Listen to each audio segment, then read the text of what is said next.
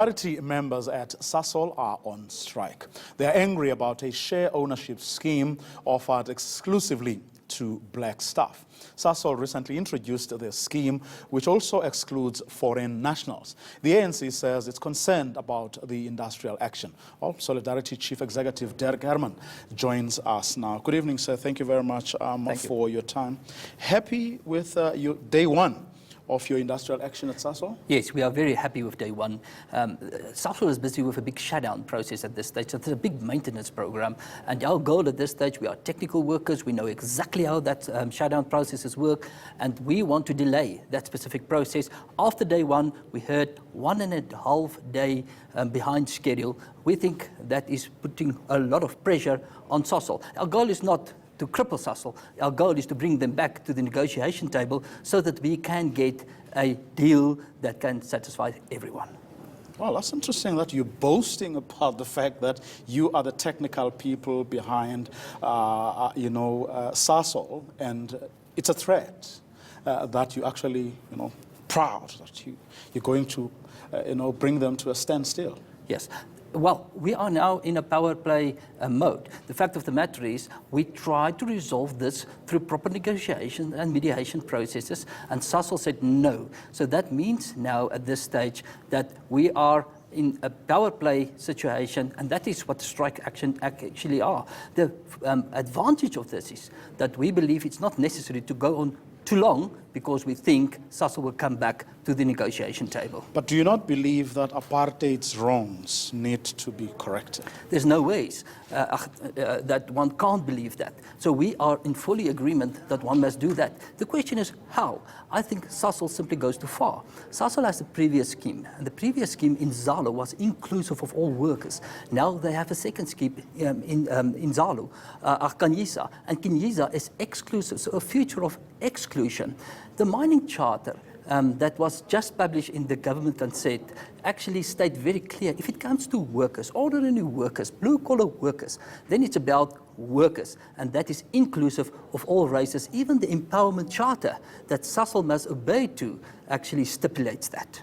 But then, an empowerment scheme by definition is going to exclude certain people. Why?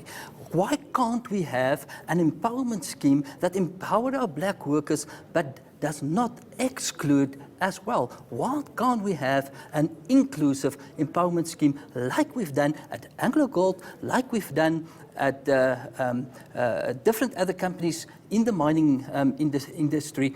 And that was a huge, huge success, because what happened then, you got commitment from all. So South Africa must find a balance between empowerment and inclusion. And that is what we ask for, and we are quite convinced one can do that.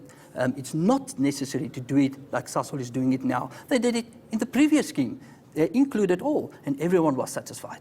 But from your engagements with Sasol, what have they said their reasons for doing it this way this time around? There's actually only one reason, and they want to list this specific scheme on what they call the JSE Empowerment Index. And on the Empowerment Index, only black can trade with black. And now they can't have the whites within the scheme because black can only trade with black. But the problem with that is you are watering down the share value of your black employees as well. So they exclude the white employees, they estrange them, and they're watering down the shares of the black employees. How so, though?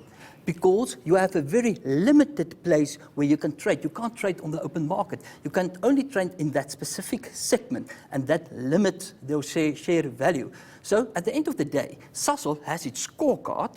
They are satisfied. In 10 years' time, they are okay.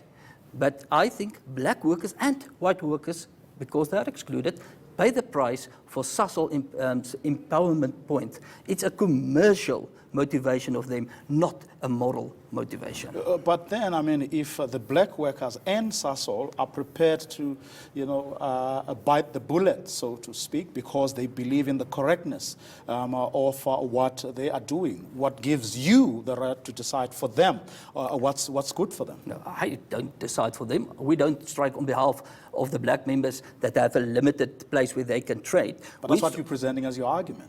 But it's going to erode value. But the people affected, directly affected, who've made the decision, and those who are going to be at the receiving end of this transaction are happy with it. It's their responsibility to take it up with Sasol. So why then would you make that argument on their behalf? Not on their behalf, but that is what's gonna happen.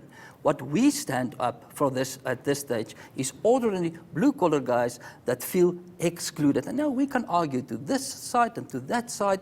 These people, 89% of your members voted in favor of a strike. They are frustrated and they want the world to hear that. They want the world to hear that, listen, we have a frustration. And I think, for instance, the ANC, as government party, must listen to that. The ANC doesn't do that. They say, no, you are a bunch of racists. They mustn't do that. They must say, let's listen to your frustrations and let's seek a solution for all. But Sasol, it would seem, you saying that you've engaged with them, but they are not backing off.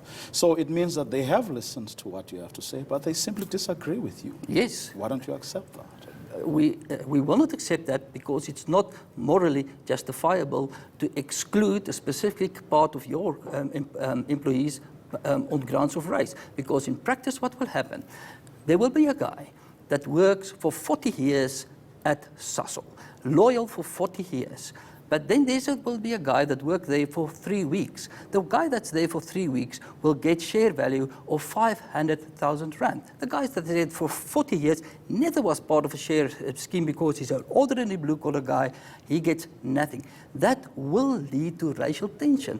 This whole Sasol decision brought about racial tension, and the only reason why they did it was for commercial empowerment points. I don't see the moral reasoning behind Sasol. Well, the people who have been at the receiving end of apartheid's effects for hundreds of years also do not see the moral of that story. But they have had to live with the fact that there is a way in which to do these things. They are not happy. No black person is happy with the pace of transformation. But they have had to abide by the rules. They have had to listen to the arguments that are being made precisely to avoid the conflict that you're talking about. Yeah, I hope that we tackle it in another way in the democracy of South Africa. The fact of the matter is, Sasol has an aggressive affirmative action program. They have aggressive training and development programs for black youth. There's aggressive programs for redress. And even this program, we don't say don't empower your black workers. What we say is don't exclude. Can't we find a way where we include everyone? Why do we think, per definition, must we exclude? Not even the mining charter says that. Your argument here and Sasol's argument is in direct contravention of the mining charter, and in all respect, the ANC's argument as well. The ANC sat 3 months ago with us, not the ANC, the government sat 3 months ago. We've developed a charter, and we said that charter must be inclusive. Sasol contravenes this charter. We say, Sasol, you are contravening the charter. The ANC says, Solidarity, you are the racist. That's not us that exclude people simply because of the color of the skin. Okay, what's the next step of your campaign now? We build it up. We started today. We are satisfied. Tomorrow, then it built up to Wednesday, where we have a National Day of Support. Other companies will also be part of that, not only Sasol. On Thursday, we are at Secunda. Then that will be a big total shutdown of Secunda. We expect the community to come and walk with us. And the interesting thing is, Solidarity has black members as well. Our black members feel just as strong. In fact, our black colleagues, that's not even members of Solidarity, also say, this is about right and wrong, not necessarily about black and white.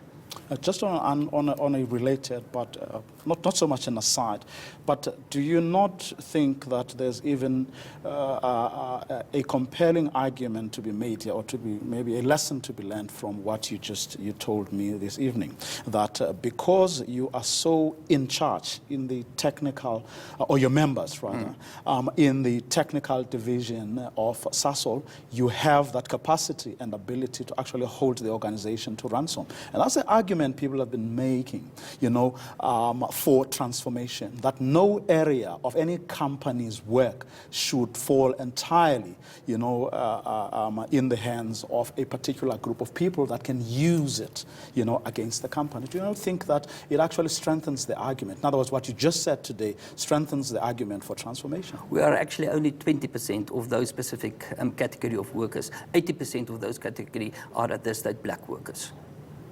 So you don't think?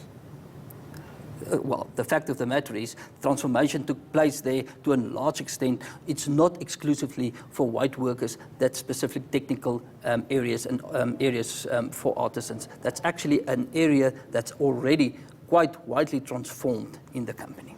Okay, so we're going to leave it. Dirk, thank you very much for your time. He is, of course, the Chief Executive of Solidarity, Dirk Herman.